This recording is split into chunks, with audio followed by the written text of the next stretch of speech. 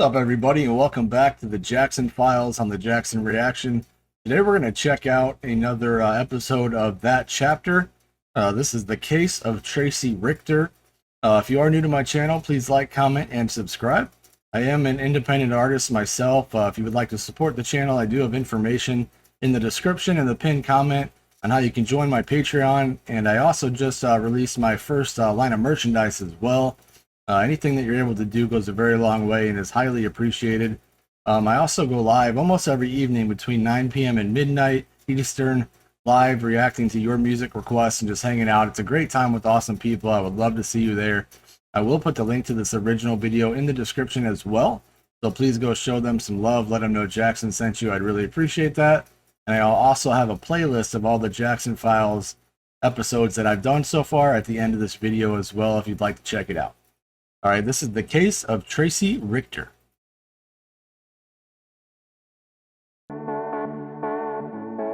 Hey you, and welcome. My name is Mike, and in this whole video we are talking Tracy. Tracey Richter. You know those people who just kind of, make your skin crawl? You just see them and you're just kind of like, ugh. Even though they seem like, grand, nice folk. This is one of those. It is to Early, Iowa that we shall go. I mean, it's set in modern day. The town's called Early, so, And we will learn all about the character, and she was quite the character. That is, still is, Tracey Richter. So, do you, want to give it a go?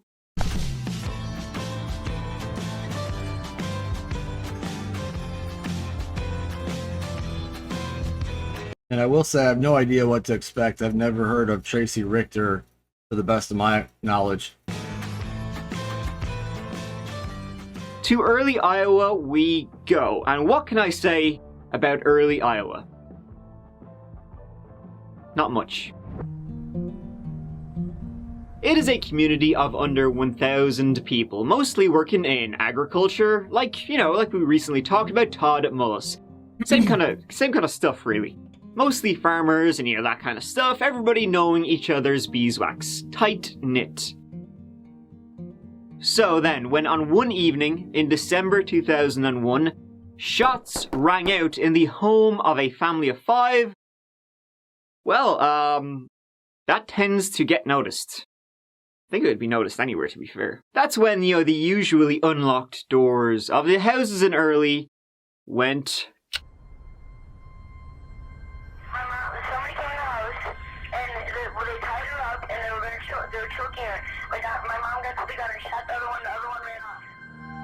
Wow. There had been a break-in, shots fired, and a body bag needed. The home was of the Roberts family, made up of Michael, Tracy, maiden name Richter, Bert from Tracy's previous marriage, and then boy Noah and girl Mason. When the police and EMTs arrived, they entered a scene of crying and screaming. Tracy and the children were safe, thankfully.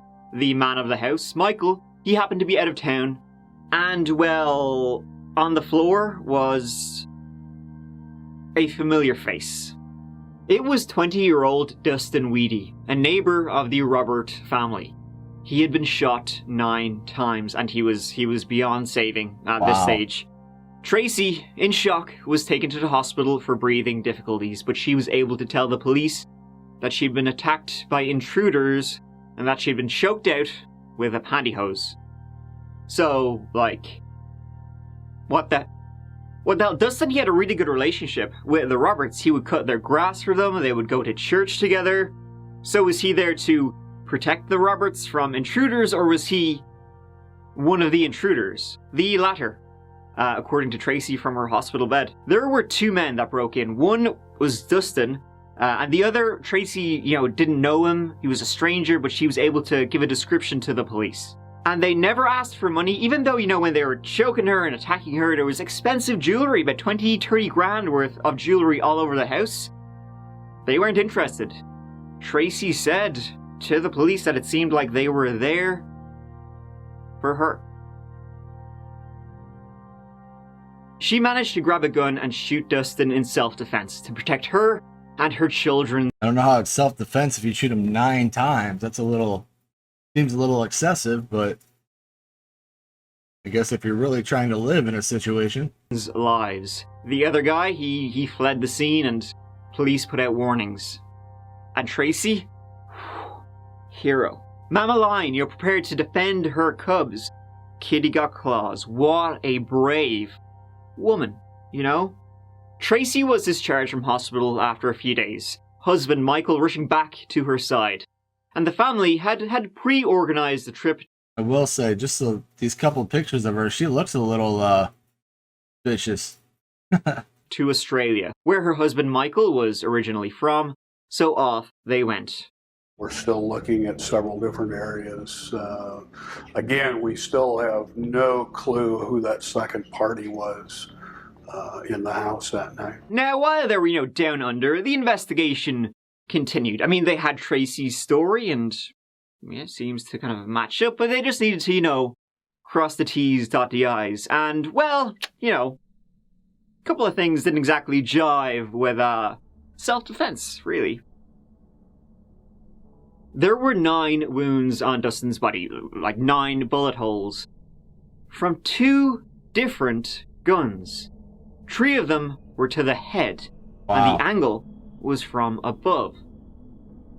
Okay, that's interesting. But Tracy, she had her story and she was sticking to it. Her truth, if you will. Hey, that's my truth. You better believe it, sucker. Her truth, not, the truth. Not long after the murder, Tracy went to visit the publisher of the Storm Lake Times, a local paper, and was like, alright, I got a good one to tell you. She was mad to tell her story to anyone and everyone who would listen, I guess I am kind of a hero, haven't I?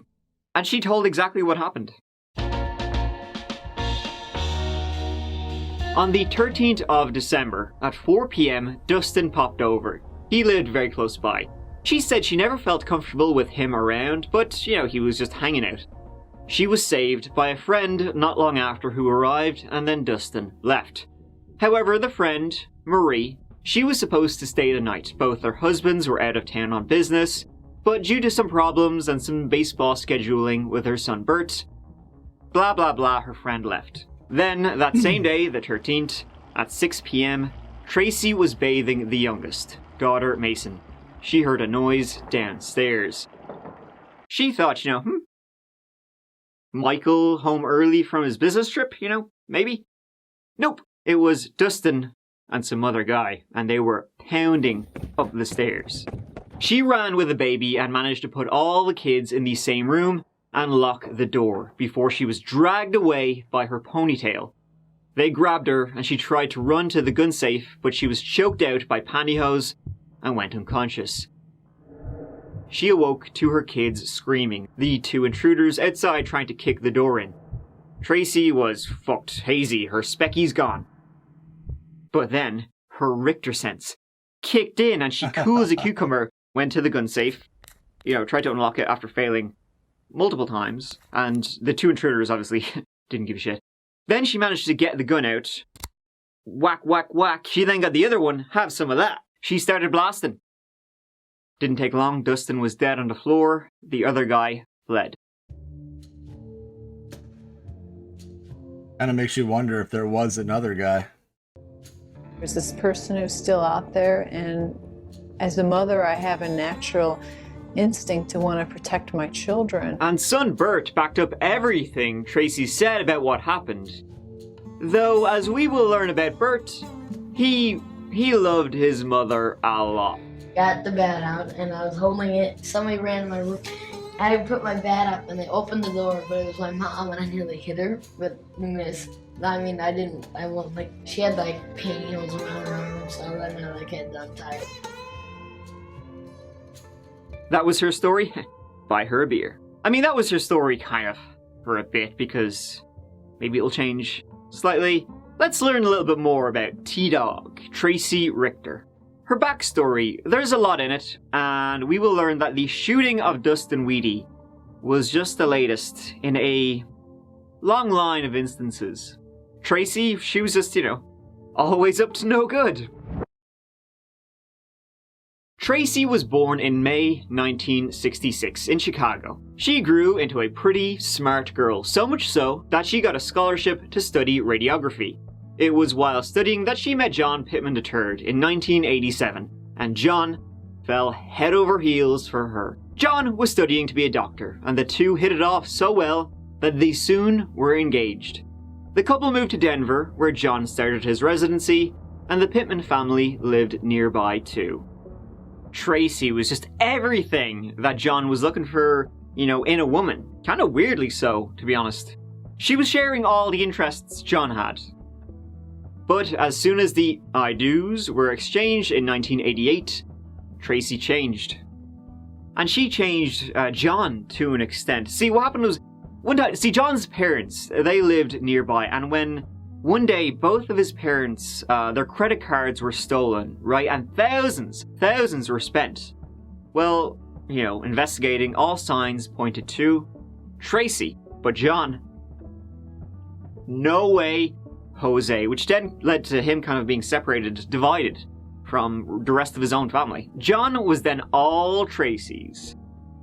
All Tracy's when he was around. He was a doctor. He worked about 120 hours a week, which in turn then led to fractures between him and Tracy, and fights erupted all the time. One time they had a fight that escalated to the point where Tracy went upstairs, got a handgun, walked downstairs, pointed it at John. John said, "Fuck this," and he ran outside. While outside, he heard a single gunshot, and then Tracy walked out, apologized, and said she had tried to kill herself. John then called the police, just to be on the safe side.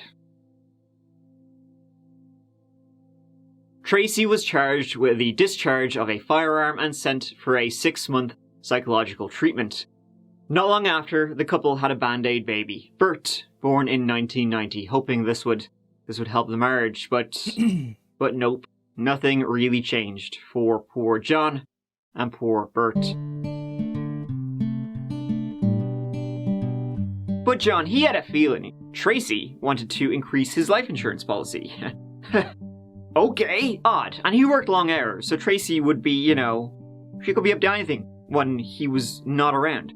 So John hired a private investigator to, have a go at her. Sounds like John's pretty smart. She was busy. She just liked dudes. Like a lot of dudes. Some, were up to no good. In 1992, John eventually moved the family again, this time to Chicago. Tracy was off the walls at this point. During the process of the move, their 3 dogs and 4 cats somehow got sold to an experimental lab. Tracy was responsible for organizing the pet moving. And then the last straw broke the camel's hump. This is some scary shit. One day, while at work, John got a call from Tracy. She was like, "Listen, I need to talk to you. Let's meet at the apartment." John said okay. Not long after that, he got a call from the private detective who was tailing Tracy. John tells the private detective Tracy wants to meet up. And the PI says, "That's not a very good, smart, you're a doctor, idea." Because their apartment was on the east side, and the PI was tailing Tracy west. John wisely didn't go back to the apartment, even when Tracy called him saying, "I'm here now, where are you?" What? After that, the marriage was over. Who knows what was waiting for John back in his apartment? Maybe a lollipop. The divorce was finalized in 1996. But the shitstorm was... that's so crazy. What? That makes you wonder, what was she gonna do? Was she gonna have him killed or, blow up the apartment or... Jesus. Not over. What a smart guy, though, man. Covering his ass and covering his bases, getting a private eye. Plus, the battle for young Bert was on. Tracy would accuse John Pittman of sexual abuse, child abuse, all that. The accusations were, found to be what they were, false. And it was also learned that Tracy had forged John's signature on the life insurance document, so, well, hey. In the end, though, Tracy got Bert, and John had to pay her thousands of dollars per month in child support. Of course. Not long after, Tracy met someone online, Aussie entrepreneur Michael Roberts. They hit it off. I mean, really, really hit it off. 18 days after they first met face to face, they were married. Michael would move from Australia to America permanently because he was just crikey about Tracy. You can probably tell where this is gonna go. A few months in, trouble was once again brewing. Tracy cheated.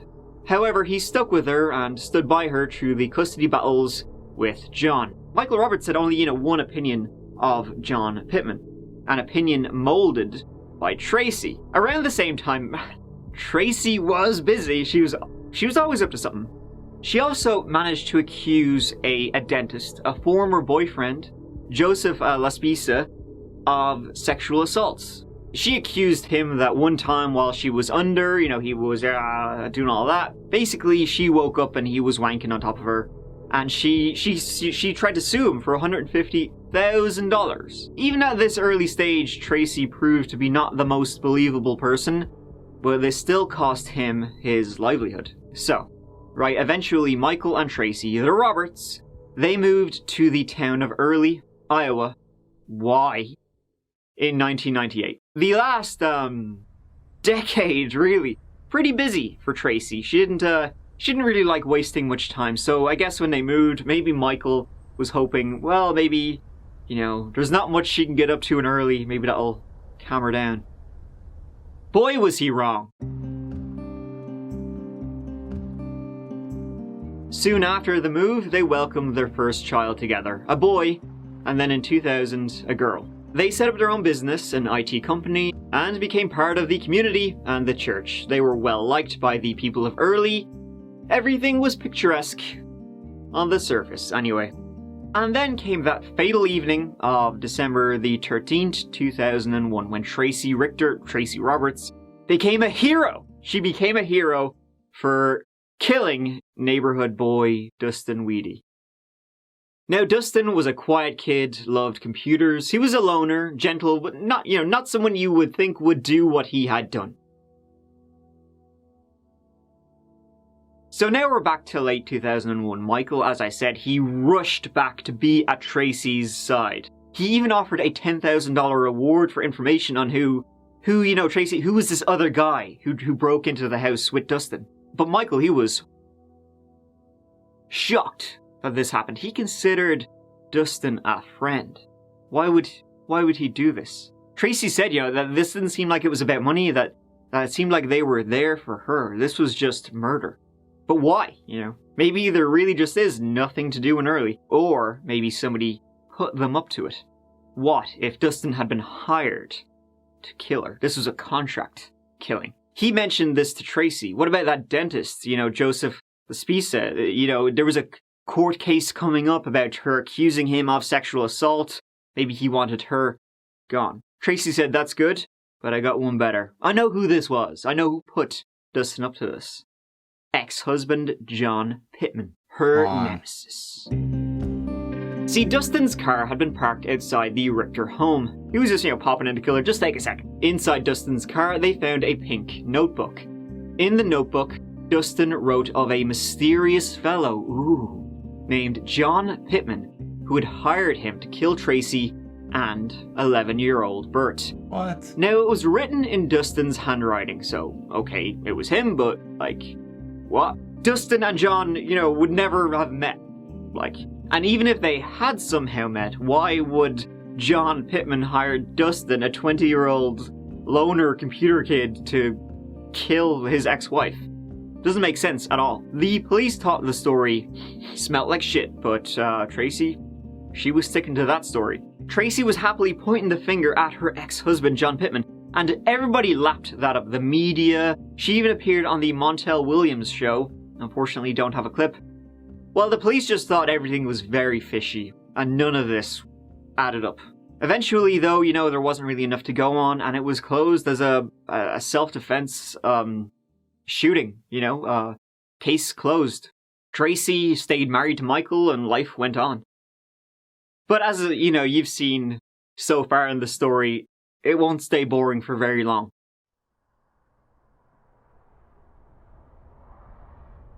It's crazy. Roughly a year after the shooting, on Thanksgiving Day 2000. And I thought I was in a bad relationship with the girl that has some issues. Man, this woman's got some major issues, huh? 2002, a man was discovered unresponsive at a graveyard near Early. It was Brett Weedy, Dustin Weedy's father. He had shot himself by his son's final resting place. That's horrible. He left a note saying his heart was broken after Dustin's death, and he cried every day. More tragedy for the Weedy family. But they wouldn't roll over. In late 2003, they filed a wrongful death suit against Tracy. It was dismissed, however, in 2005. In the meantime, Michael and Tracy's marriage went south. Tracy had more affairs, they fought, same old story. She kicked and punched holes in the walls. Of course, Michael, would be the one ending up in police custody after these fights, where Tracy would come to his rescue, taking him back from the police, taking him home, where the cycle can continue again. Michael, after a time, believed his time was running out as long as he was with Tracy. He thought on multiple times she came very close to ending him. Around that same time, Michael began to severely doubt Tracy's version of events during the Dustin Weedy shooting, and he went to speak with the investigators. He said that Wow. we had no, other than her statement, Sure. no indication that there ever was a second guy. Haven't you got forensics to back that up? Not yet. Really? Absolutely nothing.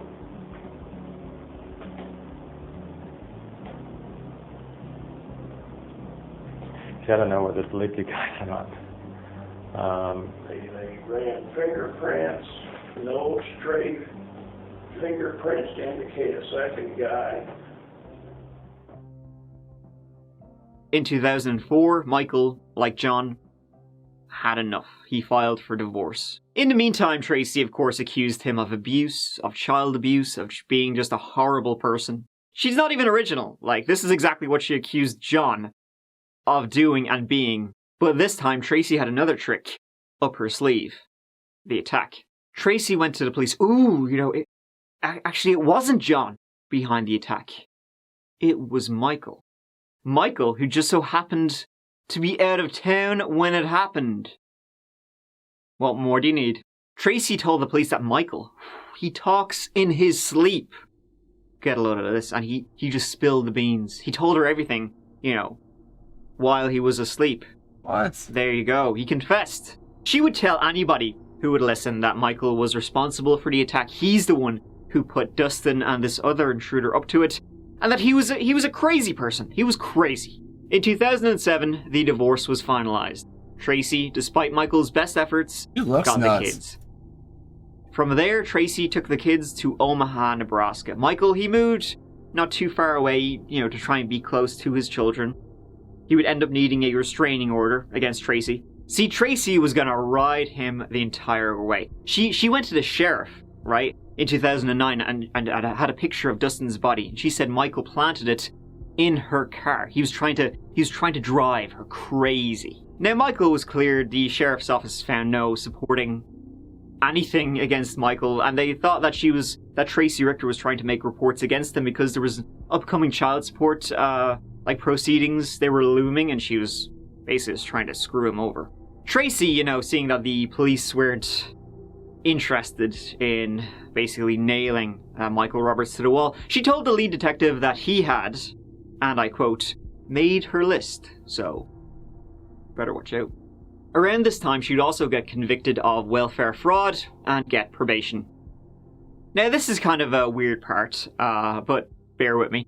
Around this time, talking about 2010, Tracey Richter changed her name from Tracey Richter to Sophia Therese Corina Baronin Edwards.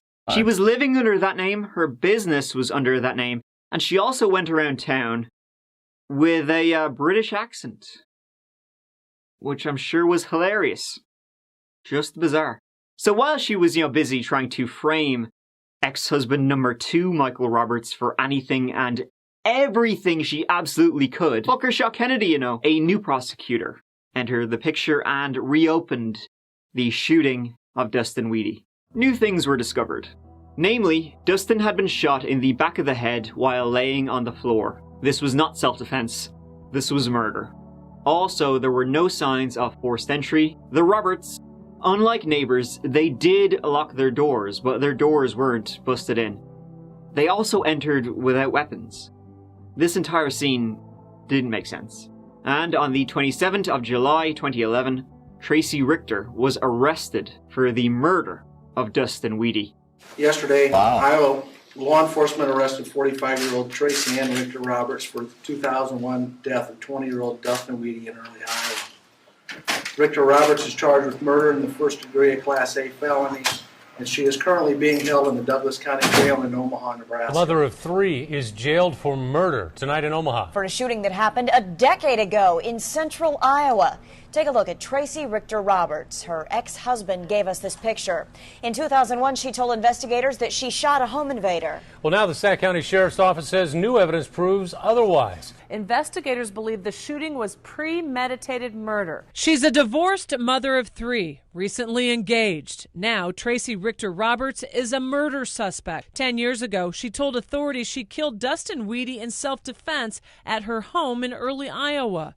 Now, investigators believe she planned the killing herself. It was obvious that she made every attempt to think things out, and was very calculating in how she handled all her affairs. The arrest complaint says Richter Roberts deliberately shot 20-year-old Dustin Weedy with 2 separate handguns, and that a piece of evidence was found in Weedy's car following the murder. Investigators believe she manufactured and planted that same evidence in Weedy's car to make him look like a home invader. The sheriff says only investigators and Richter Roberts know the details of that evidence. Richter Roberts accused her ex-husband and father of her children of planting a crime scene photo from that Iowa murder in her car, she said, to make her look bad at a custody hearing. Well, the whole story raised red flags for investigators. He just had a hunch that, that there was just something not right. Richter Roberts' family, including her brother, who's a police detective in Chicago, stand by her story that 2 intruders almost beat her to death. We know what happened. We love her very much. She defended her family. How do you set that up? I mean, it just sounds ridiculous. Funnily enough, and weirdly enough, when they arrested her, Tracy had in her possession a more name change, like documents. She was going to change her name again. This time, it would be Heidi Joanna Frostbacher, right? Unusual name, interesting. Where'd that come from? I hear you're barking, big dog. So get a load of this, right? Heidi Frostbacher just so happened to be the same name as Michael Roberts, his new wife. So, what are the odds? How weird.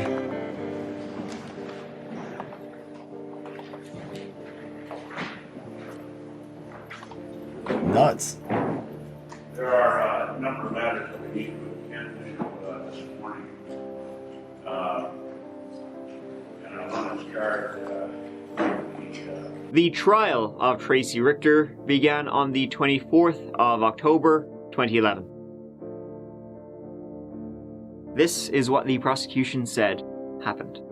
The evidence in this case will show that the defendant did not want to lose physical custody to Dr. Pittman of her. Will show that the defendant did not like Dr. Pittman. She had a strong dislike for Dr. Pittman. So the defendant came up with a plan to make it look like Dr. Pittman was involved in hiring Dustin Weedy to hurt her. Dustin Weedy was at her house. Like, if he was going to hire somebody to hurt her, why would he hire her neighbor? Like, come on, man. On December 13th. There was a pink spiral notebook that he's writing in. The pink spiral notebook will contain information. It appears to make it look like a journal, although there's no dates. And in the information in that pink spiral notebook, it will show that Dustin's writing, Dustin claims that Dr. Pittman had hired Dustin to either kill the defendant and their son Bert, or to make it look like it was a murder-suicide that the defendant killed Bert and then herself. Dr. Pittman will tell you he didn't even know Dustin Weedy. Tracey Richter bought the pink notebook. She lured Dustin over that day. Her friend turned up, so she had to make up an excuse for them to leave. Then, when Dustin came back over later that day, she held him at gunpoint and forced him to write all that stuff in the journal, saying he had been hired by John Pittman. Then she killed him and planted the book in his car. Dustin was shot in the head for the last time 10 minutes after the previous shot. Why would you do that? Tracy wanted to make sure he was dead before the police arrived. Tracy said she was choked out by pantyhose, yet that didn't match her injuries. She just made up everything. Verdict form number 1, we the jury find the defendant, Tracey Ann Richter, guilty of the crime of murder in the first degree. That's your verdict. The defense counsel wish to hold the verdict, hold the jury. Please do, Your Honor. You'd think it'd be over, right, when she was found guilty on the 4th of November 2011. Nope. She's got more shit up her sleeve. On the 5th of December 2011, Tracy was sentenced to life in prison without the possibility of parole. I've gone through every what if in my head and every possible scenario on how things maybe could have ended up differently. I do believe that you deserve justice. I really do. But I didn't murder your son.